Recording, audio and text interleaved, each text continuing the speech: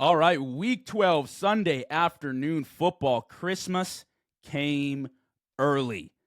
What did we just watch? Absolute cinema. Multiple games go to overtime in the early slate. Then we get Philly Dallas, which was absolutely amazing. Dallas with a huge comeback to win the game. We'll get into all of that.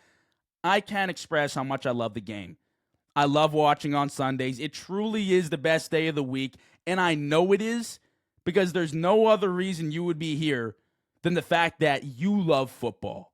You love Sunday football. It fuels you. It's the passion that drives you, and it's exactly why you're back on the show.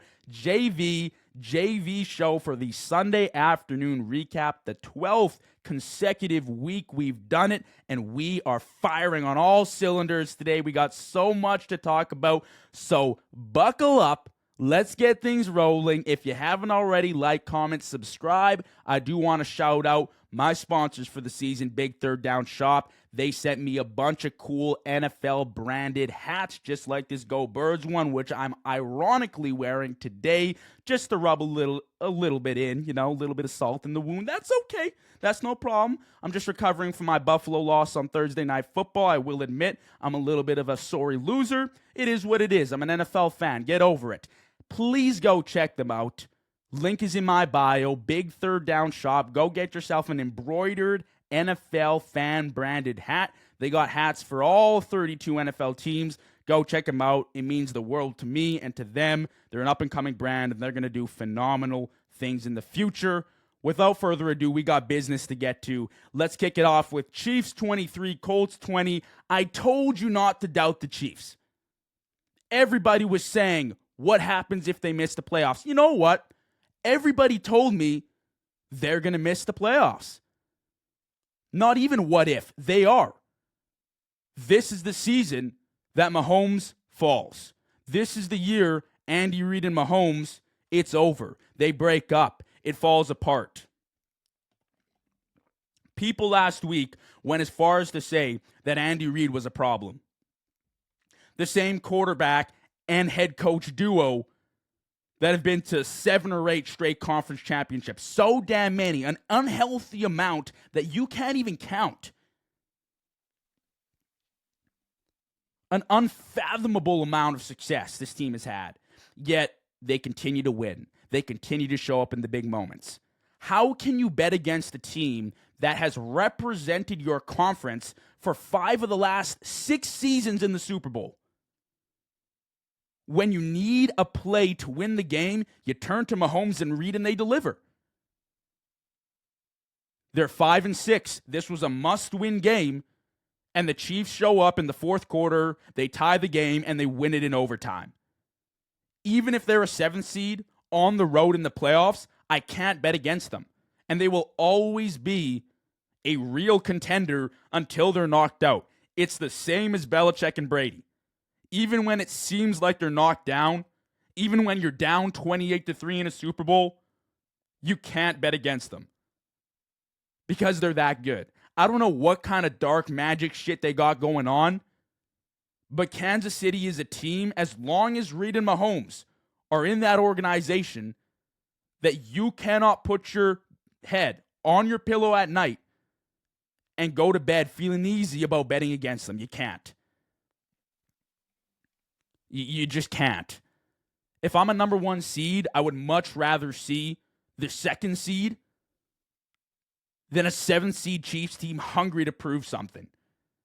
The worst thing you can see in the playoffs is a 7th seed, Mahomes and Reid-led team that is hungry to prove something, even though they've had so much success already. You can't count them out. This was a big win. If they went to 5-7, geez, you're in potentially win-out territory. Must win for the rest of the season. Now you're at 500 again. You play some tough games coming up, but hey, you got a chance now. And I told you can't count out the Chiefs. I did an episode with Steve on Thursday. We did real or fraud NFL contenders. We could not say fraud about the Chiefs. Not until I see it with my own eyes. And I don't care. They can miss the playoffs and people can laugh at me. That's fine. If you're betting against the Chiefs at this point, you still haven't learned your lesson. Greatness. We've seen it too often. I will not bet against them. And you know what's funny? You know what's ironic about the whole Mahomes situation as well? Mahomes hasn't been a top 5 quarterback in the league for multiple seasons. But he'll always be number 1 in the big moments. You need a drive to tie the game. You need a drive to win the game. Mahomes always delivers. You need a throw to convert on a 3rd and long to give your kicker a shot in overtime. Mahomes shows up. Mahomes fired a ball downfield to Xavier Worthy, connected, game over with a Butker field goal. I don't need the reassuring 5-touchdown performance from Mahomes to know that he's great anymore. He's reached the status that he can play terrible for an entire season, and I would still fear him going into the playoffs. Because that's greatness. You know how you feel uncomfortable about young quarterbacks? When J.J. McCarthy goes out there, you shit your pants. When Caleb's out there, you're still a little nervous, still a little worried. You don't feel that with Mahomes. Why? Because you've seen it. You've seen greatness at the most elite level that you don't need the proof anymore in the regular season. I hate acknowledging Mahomes as one of the greatest to ever do it, but the facts are the facts. And I will never bet against the man until he's officially knocked out. That being said, the offense would be 10 times better if he wasn't so inconsistent with his deep ball. And he's also had some really bad turnovers this year, specifically these last few weeks. He's got to clean those up for the playoffs. But I would not bet against the Chiefs, and I would not go against Mahomes, even if they're a 7th seed on the road traveling in the playoffs. I like their odds if they went into Buffalo. I like their odds if they went into Denver. I like their odds if they went into New England. I don't care what happened in the regular season. The playoffs are a different beast. It's more intense. There's more on the line. It's do or die. It's make it or go home. And that's where the Chiefs specialize. And today, that's what Mahomes is all about. Down late in the 4th quarter. Little bit concerning. Are they going to do it? Never a doubt. You got to learn, man. Just like Brady and Bill, you don't bet against these two. You don't bet against Mahomes. It'll bite you in the ass. As for the Colts today, I mean, listen. The Colts are what now? 8-3? It's not bad. The Colts are a very good team. They are clearly very competitive. They can clearly win a Super Bowl with the talent that they have and with some of the performances that we've seen this year. The one thing about this offense, and now I've said it for 2 or 3 straight weeks, the Colts can't afford to be inefficient on the ground. That's the one takeaway I've had now watching Jonathan Taylor have some good games and some bad games. Jonathan Taylor is the backbone of this offense. You need to have him rolling for at least 25 touches per game. If not, the offense struggles. Daniel Jones has been great, but he's not 100% reliable, and the defense is stepping up. The games are now on this offense. And for the team to be at max production, Jonathan Taylor has to be the engine that fuels the whole thing. He has to be the gas to the car. He has to be the thing that just drives this offense. You see it in the game results. Pittsburgh and Kansas City, they scored 20 points, and JT had a slow day. Tennessee and Atlanta, 30-plus point games, JT went off. This offense and this team relies on Jonathan Taylor, who's an Offensive Player of the Year candidate. The Colts are for real, but they need to get out of their own way, and they need to lean on JT. There should be no reason why Jonathan Taylor doesn't see the ball at least 25 times a game. 20 rushes, 5 catches, 17 rushes, 8 catches, whatever it is. And that's a minimum amount. Let me make that very clear. Minimum. He's got to have the ball in his hands all the time. Period. No excuse. Let's go Bears 31, Steelers 28. Man, the Bears are 8-3. The Chicago Bears are 8-3. Is this reality? Are we living in an alternate universe? You know what I love? Let me tell you what I love. I love watching Caleb Williams win and piss people off. It's my favorite thing. One of the most hated quarterbacks in NFL history. But guess what? He's 8-3 with the Bears. They're third in the NFC. He's got 1,100 all-purpose yards, 8 total touchdowns, and no interceptions on a 4-game win streak. Someone has to teach him it's okay to live to play another down. Fumble in the end zone today was unacceptable. Incomplete pass on third down at the end of the game, unnecessary. You can't take a time clock violation on a crucial 3rd and 8 at the end of the game when you're trying to seal the W. Situational football is very important. But man, do I love the growth. He's a top 10 quarterback talent in the NFL. And as he grows, this conference will be put on notice.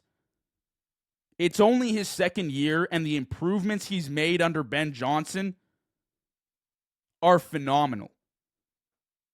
And we're starting to see, slowly but surely, the number 1 draft pick that Caleb Williams was. The guy that we all expected him to be.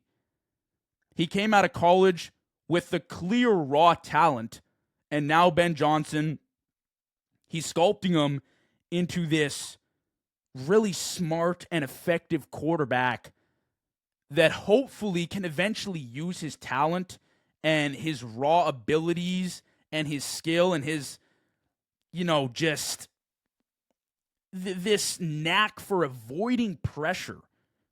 He's just phenomenal when he's pressured, and the ability to escape the pocket and evade defenders and make guys miss and throw a ball 40 yards downfield on a rope off his back foot, he's phenomenal. I truly believe that he's a top 10 quarterback talent in the NFL, and I said he might even be a top 10 quarterback flat out next year.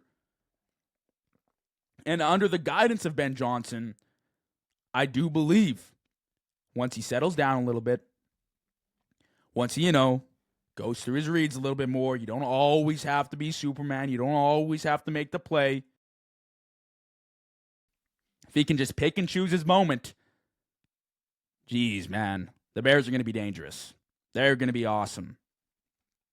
But like I said, it's, a lot of it has to do with Ben Johnson and the job that he has done in Chicago. This has already been a huge success. 8-3, you feel like you're rubbing your eyes when you look at the record. Like you woke up in the morning and you're like, no, I'm dreaming, right? There's no shot. I mean, this was a 5-win team last year, but it's for real. Ben Johnson is a hero in the city of Chicago. Ben Johnson is a hero in Chicago. They're 8-3. This is not real life. It feels fake. I feel like somebody has to pinch me every time I say it. He was the most anticipated head coach hire. All the lights were on him, and all he's done is deliver. They're nicknamed the Comeback Kids this season. This is the Chicago Bears we're talking about. The team that could not get a head coach for a longer period than 2 or 3 years. This is the team that could not find a franchise quarterback, that could not get a head coach. And all of a sudden, they're averaging over 26 points per game. They're 8-3. They have creative play calling. All the young guys are eating. Luther Burden, Rome Odunze, Colston Loveland. The run game is alive again. Ben Johnson needs a statue in Chicago. He genuinely does. He walked into the Bears organization. He walked through those doors. I remember it crystal clear. Few days after they lost in the divisional to Washington, I was like, what the hell's going on? He's already gone? He's already in Chicago, this huge smile on his face. But when you looked at him, you were like, oh shit. This guy means business. This guy is going to be a good head coach in the NFL for a long time.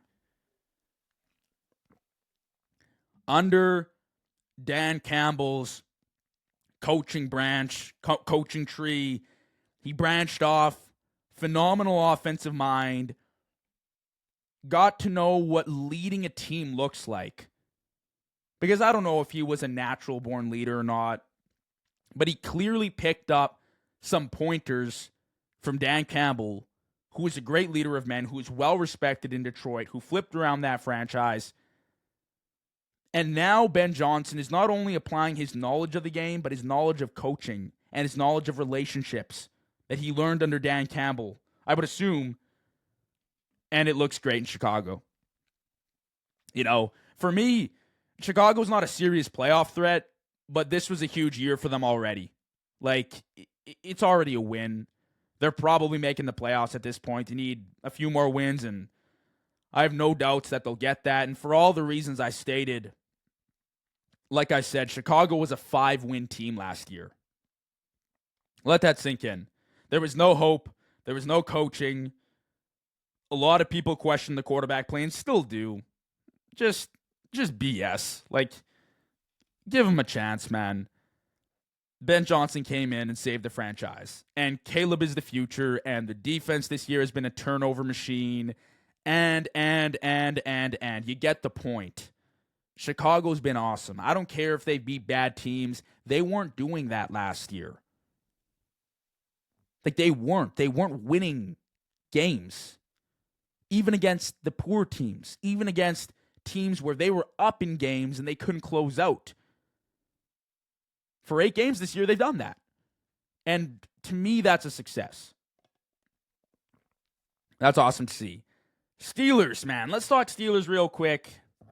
They lose here. I think they gave up their spot as the lead in the division now that the Ravens beat the Jets. Like I told you as well, not to count the Ravens out because their weeks 8 to 12 were just a cupcake schedule, like a cakewalk. And Lamar coming back, and to be honest with you, I haven't watched too much of him since he's come back, but I had a feeling like a 2-time MVP comes back to a schedule of the Jets.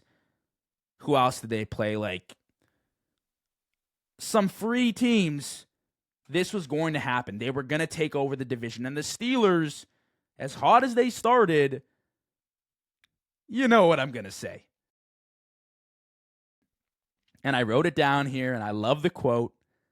Death, taxes, and the Steelers being average. 3 things guaranteed in life. How many years of mediocrity is it going to take for a change in Pittsburgh? I guaranteed a wild card knockout in August. It's that easy. It is that simple. They never get ahead. And they never will. They're always way too good to get a low draft pick, a franchise changer, but they're never good enough to win anything significant, not even a playoff game. I genuinely wonder, are people in Pittsburgh happy because they're a winning team every year? Or are they tired? Because as a fan, I would be tired.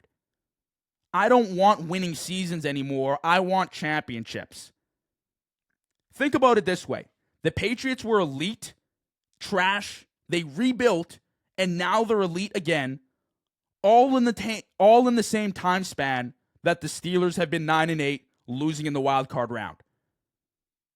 That's how long it's been of being average.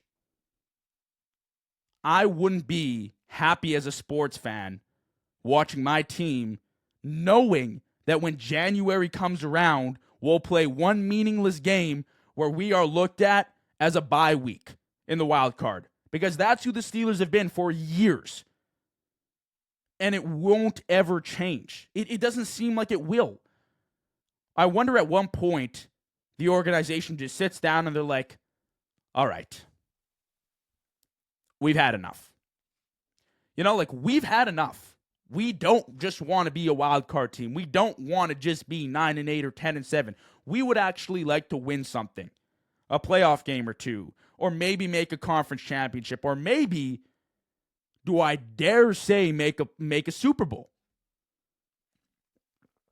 I don't know. To me, that sounds appealing, but to each their own. I'm a Bills fan. You can come at me all you want, but at the end of the day, I want the same for my team. And I'm not happy right now, even if the Bills' record reflects playoff spot, even if the Bills have been to the conference championship. I would like to win. I would like to win a Super Bowl. The Super Bowl for the Steelers is making the playoffs. Simple as that. Something's got to change. Let's go Packers 23, Vikings 6. Man, as a podcaster, I guess, I don't like to call myself a podcaster. Obviously, I have the podcast, but I just think it sounds ridiculous. Like, oh yeah, like I'm a media analyst. No, I just love football, and I love to talk about football, so I do it here. But I'll say, like, as a person on social media who talks about football a lot, and the offseason gets dry, of course, I make a lot of takes. And inevitably, a lot of those takes suck, and they stink. And sometimes I'll hit on them, and it's awesome, and you feel great. But one that I just absolutely stunk up was about the Vikings and J.J. McCarthy. J.J. McCarthy seriously could not look any worse. I can't defend this. I can't. I've tried. I've thought about it. I tried to spin it in a way of, hey, maybe JV, we can get behind him a little bit here. Like, we can support him a little bit. I can't.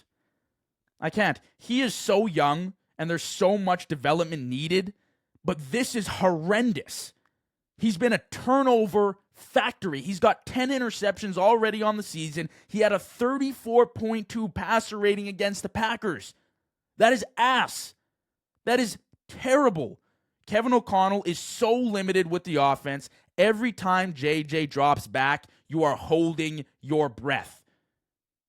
And that's not just because he's a young quarterback, but because he's so far behind the eight ball in his progression as an NFL guy.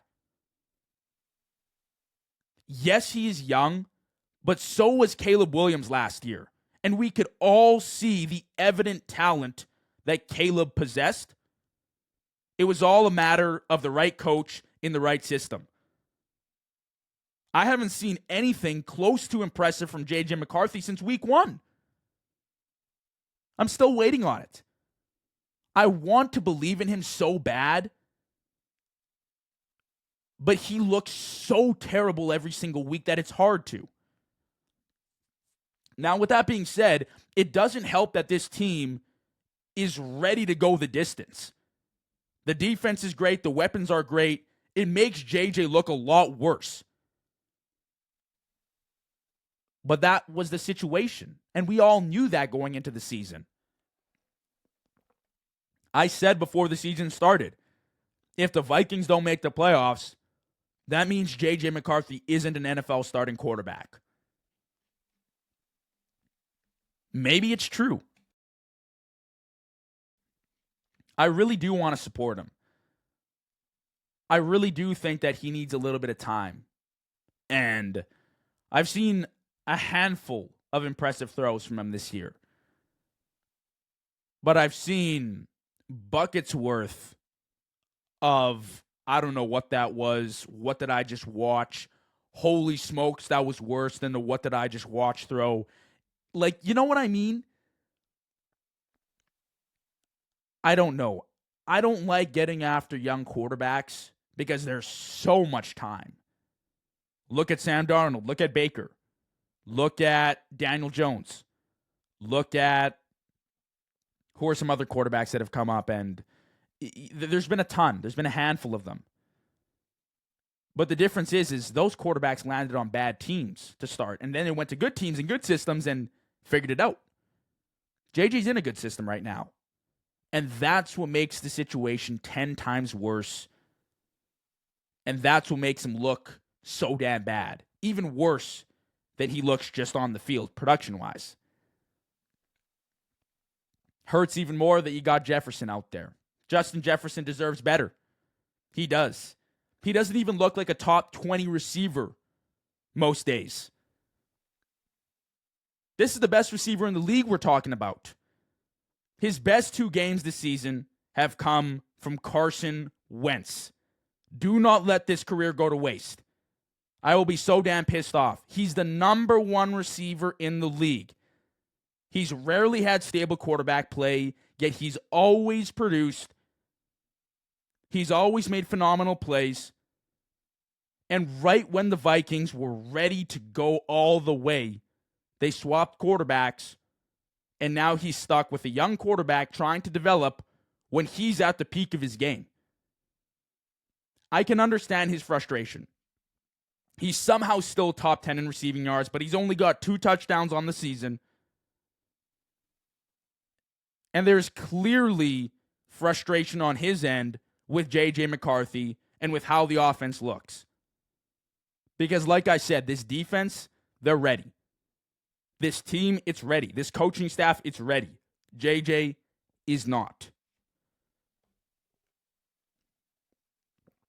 The Vikings are a quarterback away right now. They are. And it hurts to see Sam Darnold producing like he is in Seattle with JSN when you had him. And you also could have had him at a discount. And you didn't. It hurts. Packers take the W today, 23-6. A lot of Packers fans this year have been disappointed with the offensive production. I don't blame them. The defense has been good for the majority of the season, I would say. Adding Micah Parsons definitely helped.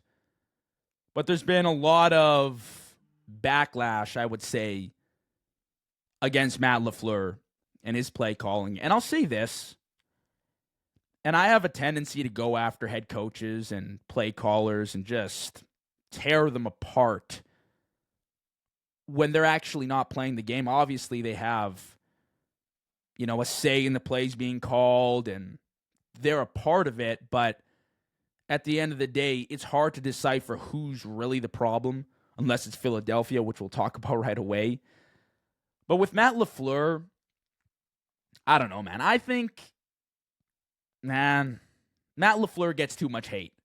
I'll say that to start. Every play caller will have their weaknesses. Matt LaFleur might not be Ben Johnson or Andy Reid, but he gets way too much backlash from this fan base. Since he's arrived in Green Bay as the head coach, he's 73-36, 67% win percentage. He's made the playoffs in 5 of 6 seasons as the head coach. He's won 3 playoff games. He's never had an offense below 15th in points per game on the season. And last year, he was winning games with Malik Willis at quarterback. All I'll say is it could be a lot worse. People got to be thankful for what they got. I don't think Matt LaFleur is as bad as people make him out to be. He has some weaknesses as a play caller. I've seen them with my own eyes this season. Believe me, I'm not saying Matt LaFleur is perfect or a top 5 coach in the NFL. But people have called for his job all year long. And I don't think it's fair to go after him with how much success he's brought to Green Bay since he's arrived there. I just don't think it's fair. They had, I believe, multiple 13-win seasons under his leadership. That is not easy to do. And part of it is they've still not found a number 1 receiver. Maybe that's on LaFleur for not scheming it up. But it's also like, hey, can we draft somebody truly dominant? Was Matthew Golden a true alpha coming out of the draft? I don't know. Have they used him properly? I don't know. Probably not. But I just think he gets too much hate. I think it's unfair to go after him. People were saying the offense was too conservative against the Vikings. Jordan Love went to the game injured. What do you want LaFleur to do? He's not going to give him 50 pass attempts in the game. He's not going to unlock the entire playbook. He's worried about his starting quarterback. You know? So I just don't get it. I understand that you want to win and you're in a position where you could go all the way this year, but chill. You know, Matt LaFleur, the situation could be a lot worse. You could let him go and find yourself in a situation where you're like, hey, bring Matt LaFleur back, please. Just appreciate it while he's there. Let's go Patriots 26, Bengals 20. The Patriots are set for their future. Franchise puzzle pieces are coming together. Whether or not they make it far this season, they're 10-2. Drake May is the future. Get ready for 2 decades of stellar quarterback play. You've nailed the hiring of your head coach, Mike Vrabel. That is the key to a successful future. Head coach and quarterback duo. McVay and Stafford. Reed and Mahomes. May and Vrabel will be the next. The O-line injuries against the Bengals really hurt. I hope Will Johnson's okay. I hope the offensive line is all right going into the playoffs. Drake May has already been hit enough this season. They can't afford anything more. But you're fully set for the future. The defense will always be an elite unit under Vrabel. You've got your lockdown corner in Gonzo. Cornerstone pieces to this roster are there. They're building properly. They're building the right way. And whether or not this season ends up as a Super Bowl, a conference championship, even a divisional round, I think this has been a success already. I think this is a step forward. You know, I interviewed a Patriots fan who runs a Patriots page. He's got like 30K on Instagram. I think it's Patriots7 or something along those lines. You can go ahead, check that out. It's on my Instagram profile.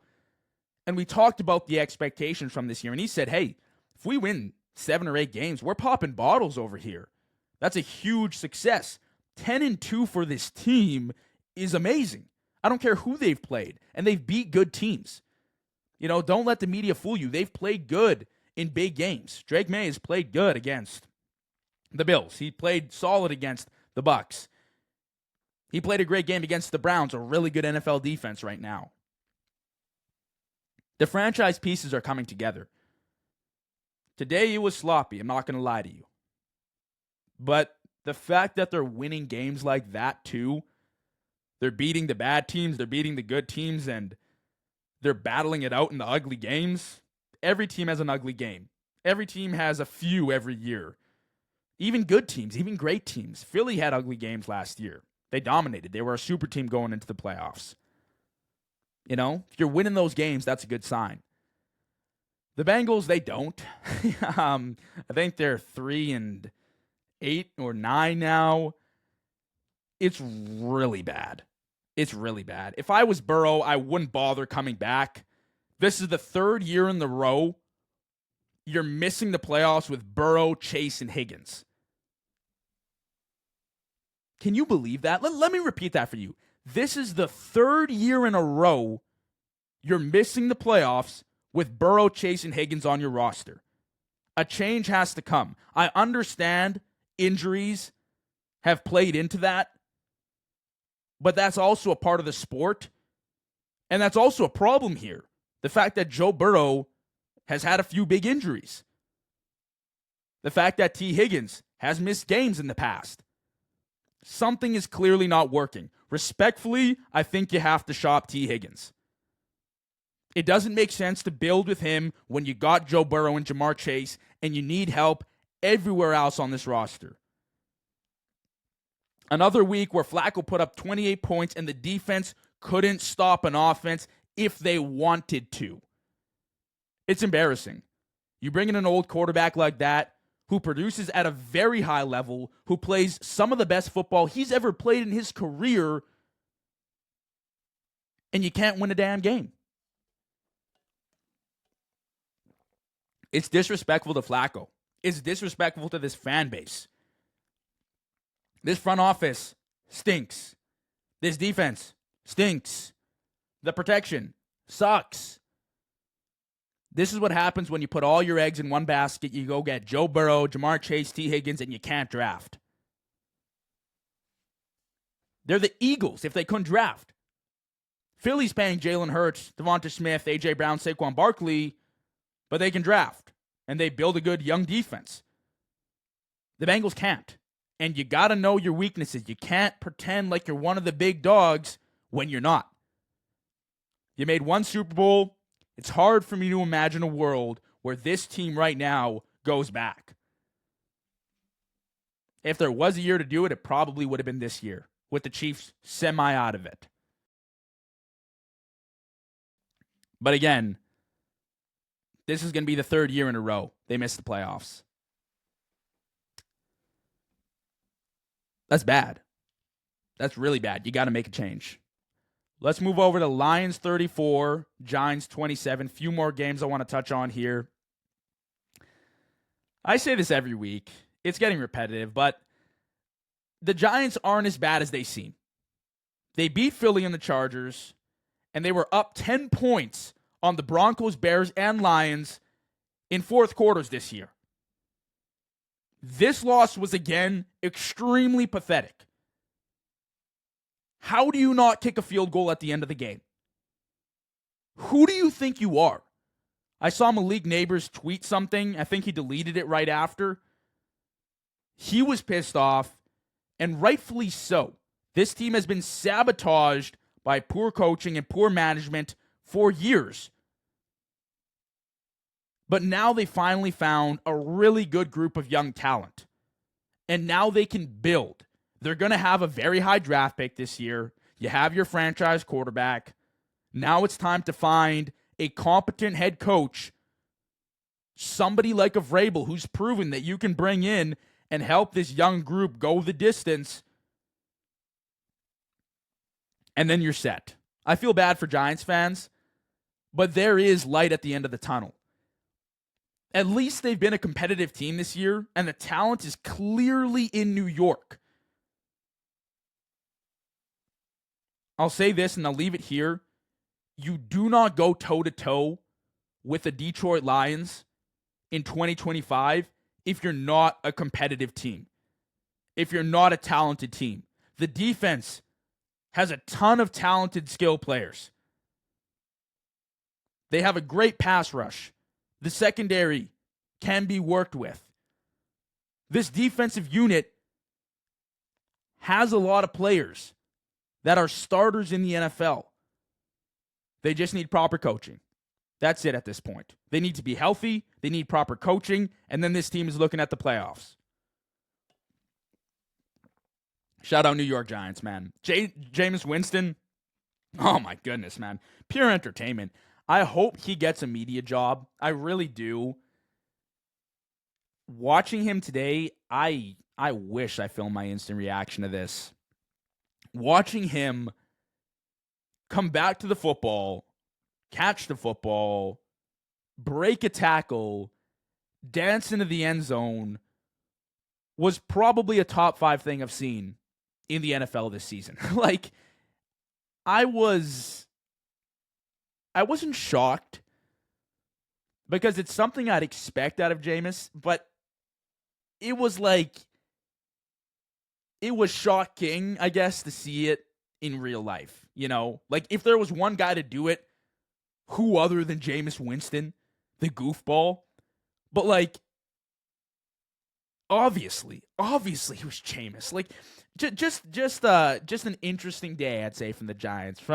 Right from the first snap, right from the first drive, that back and forth touchdown from Jameis to Wan'Dale Robinson, that was great. And they were up late, and then they just made an absolutely terrible decision to not kick the field goal and go for the TD. And I get it. If it pays off, it is what it is, right? You feel great about yourself, but you got to be real, right? You're not that team. You're a team that hasn't really won all year long, and your fans kind of just want to see you take down an alpha. Kick the field goal. Let your defense ball out. Anyways, you go to overtime. You get torn apart. And, going into overtime, I was like, oh, we all know how this is going to end. and I watched that Lions first snap. And you know what the first thought that came to my mind? Wasn't anything negative about the Giants, but I was sitting beside my girlfriend and we're watching it, and I literally just said, Jahmyr Gibbs was made in a lab. He is the entire Detroit Lions offense. I literally said that. I said, this guy is unstoppable. He was made in a lab, and you can't do anything about it. Screw Sonic and Knuckles. Sonic is all they need. I don't know if there's another player that can score so instantly, flip the field, and change the script than Jahmyr Gibbs. Open field, it's game over.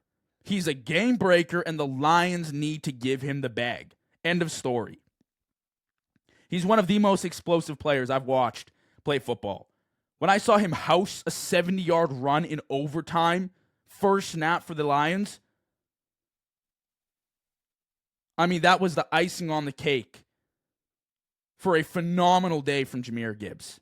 The offense is significantly more explosive with him. He really does have the keys in Detroit. I can't imagine how deflating it is. Like just imagine, right? You're the Giants. You go out. You make some phenomenal plays. You have these long drives. You're piecing things together on 3rd and 4th down. And Jahmyr Gibbs comes out and scores in 7 seconds. What the hell? You must just be like, what's going on? Like how are we tied again? How does this work? How do we stop it? You don't. He took over in overtime. He's a game changer. He's a top 5 running back in football. He has stolen the backfield. All due respect to David Montgomery, he serves his purpose there. He knows his role. Jahmyr Gibbs is the guy they need to roll with. Just a game breaker. It is officially time for Cowboys 24, Eagles 21. We got a good 20 minutes saved up for the rest of this episode. Hopefully we can get through here. You should have seen the smile on my face after all the Eagles fans came at me. Oh, Josh Allen this. Oh, Josh Allen that. Oh, he's a turnover machine. Oh, he makes bad decisions. Oh, the Bills this. Oh, the Bills that. The Cowboys! 21-point comeback. 24-21. Steal a W versus the Eagles. I was pumped up. Let's talk about Philly first, all right? And I hate to rile up Philly fans. I really don't, but I hate it, I feel bad. Philly cannot rely on Jalen's arm to win games. That's it, okay? Before you fans go crazy, you comment, you get all rambunctious, give me a second, okay? Let me explain myself. The identity of this team is the run game. That's where the offensive problems have started this season. That's what the offense did really well last year. This offense and the team is not maximized when Hurts is throwing 30-plus times per game. This is what I mean when he doesn't have an elite arm. It's not of the same breed of a Matthew Stafford or a Joe Burrow or a Josh Allen. Hurts thrived last year because the run game was A tier. And he's a guy that will always perform in the big moments. And he is a moment guy. He is a dagger guy. He is a quarterback you can count on to throw the dagger, to make a clutch pass. But to string together 35 to 40 completions and win a game with his arm is not the quarterback Jalen Hurts is. And that is not hating on Jalen Hurts. That is understanding a player's strengths and weaknesses. He's a top 5 quarterback because he manages the game extremely well. He doesn't turn over the ball. He's a home run hitter. He can throw the deep ball extremely well. He's a big performance player, and he's very athletic, and he's a playmaker. It is okay to admit that Jalen Hurts, as an arm talent, is not up there with some of the greats. Every quarterback has a weakness. And this is what Philly fans don't understand. This offense and this team will never be as productive as it can be if you ask Jalen Hurts to throw 40 times a game. Go look at the losses in Philly over the past few years. There's only been a few. But I promise you, the times the Eagles have lost in the past few years has primarily been because they asked Jalen Hurts to throw the ball way too much.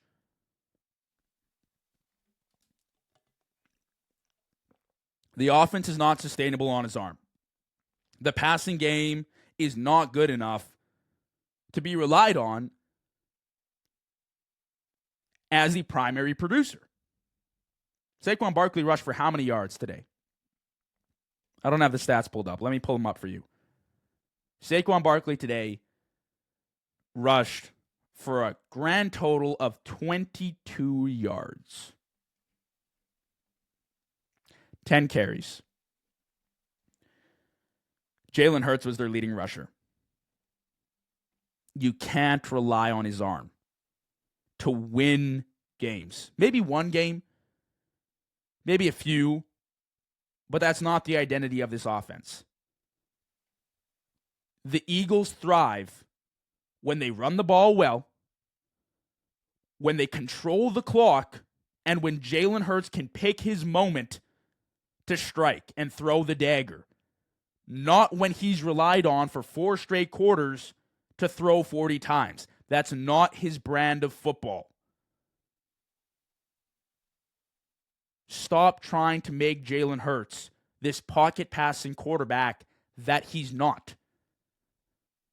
I don't understand why Philly fans take so much offense to me saying that Jalen Hurts is just a different brand of quarterback. He's a different style of quarterback. His play style is very different. If you wanted a Matthew Stafford, go get yourself a pocket passing quarterback. If you want to throw 40 times a game, go get Joe Burrow. Don't get Jalen Hurts. He doesn't offer that. He offers other great qualities. And sure, this is all on Kevin Patullo. The majority of this is on him. Kevin Patullo shouldn't be employed this week. How many games is it going to take where this offense falls flat on its face? Either in the first half or the second half. He doesn't coach full games. He gets too conservative with his play calling. They looked great in the first half against Dallas, and then they disappear. They didn't put up a point in the second half. That is unbelievable. Kevin Patullo all year has called the same damn plays, and when things start working against Dallas, he goes back to his old ways in the second half. He gets super conservative. He plays not to lose the game. You can't do that. You have way too much talent. You have way too many guys that you can turn to. Stop being lazy. Call a full game. I have not seen a full game from this Philly offense in a very long time. They haven't played complementary football. And that's because Kevin Patullo, as an offensive coordinator, doesn't do his job well.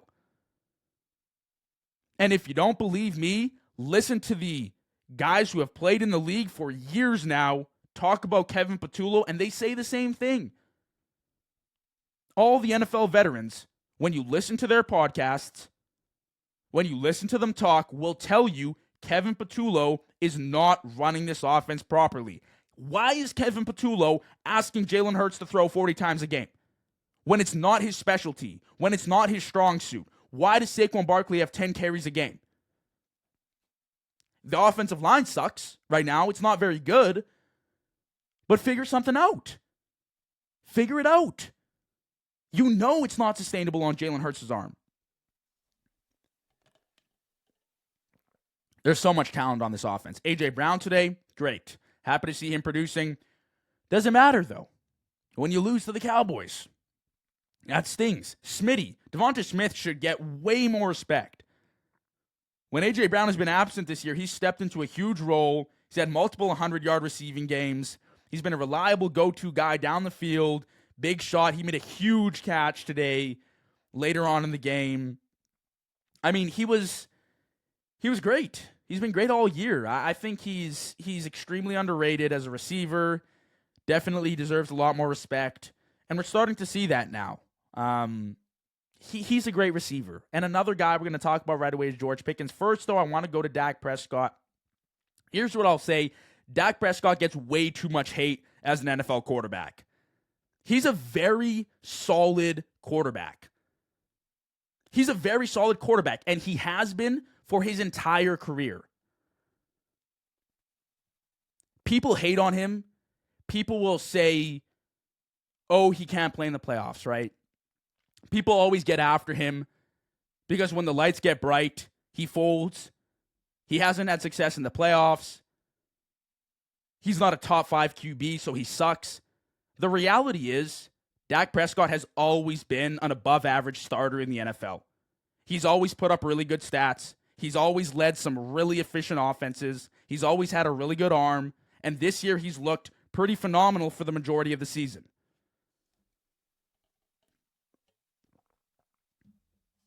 There have been points where Dak Prescott has been underwhelming. But the spotlight in Dallas gives so many people this reason to hate him and to call him a terrible quarterback when he's not.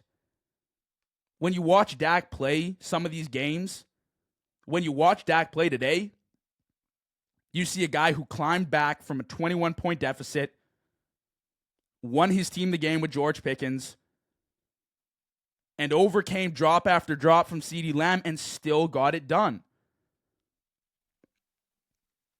People forget he was second in MVP voting a few years ago. He's that caliber of a quarterback.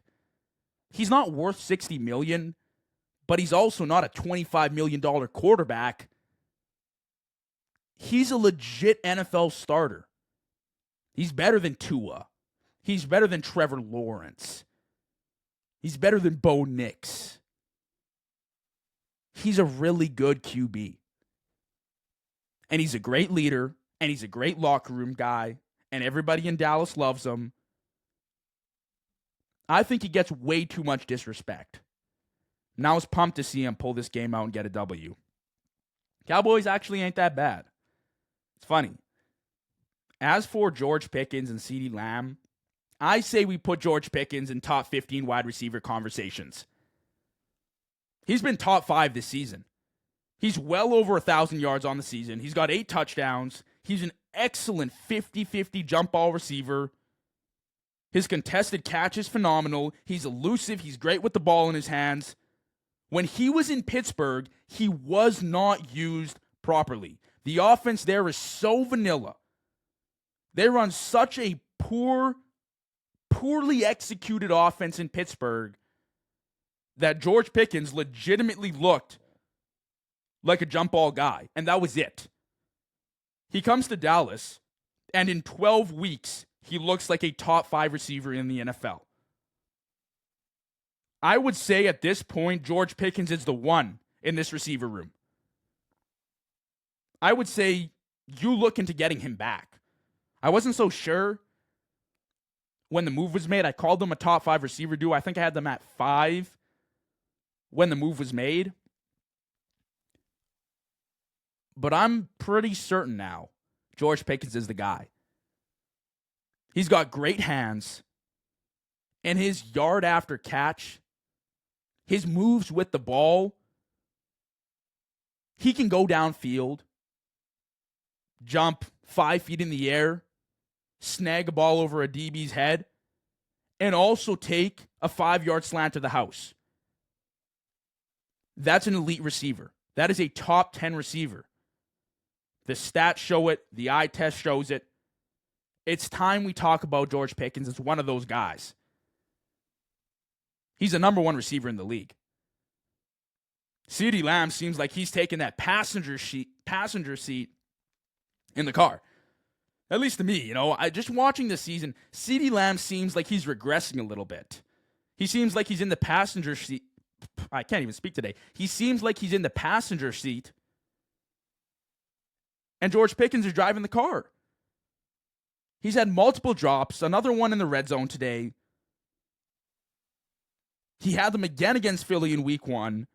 He doesn't look as dominant. And George Pickens, when CeeDee Lamb was out this year, was a true number 1 for this offense.